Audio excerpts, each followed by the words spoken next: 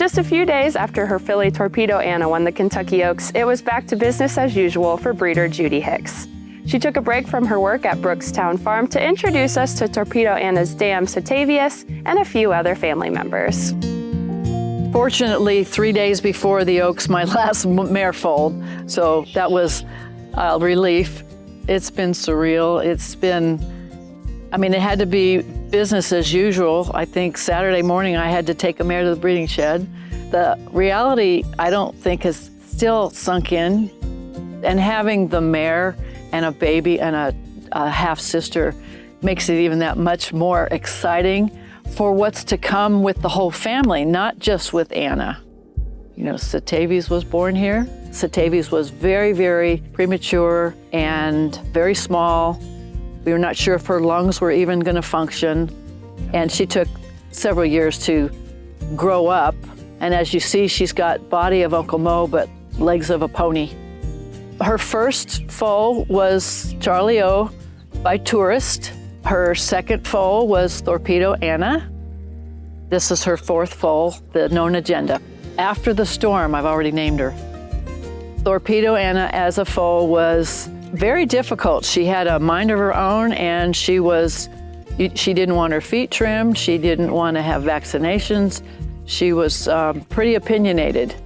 And I sold her at the sale. That's where Kenny bought her. I went over to him and thanked him for buying her. And I said, I didn't think I wanted to sell her because I think she was a good one. Can I stay in? And he said, sure.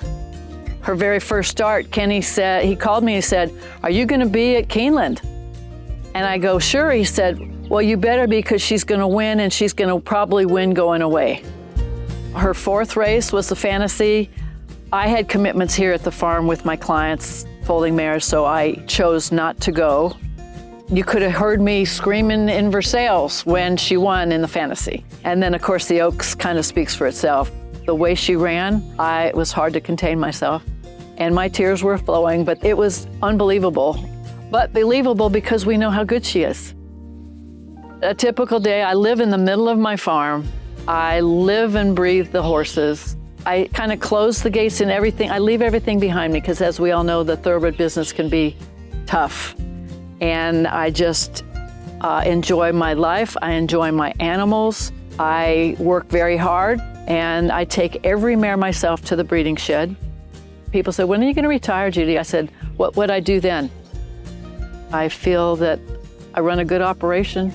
It's not fancy, but it does seem to work.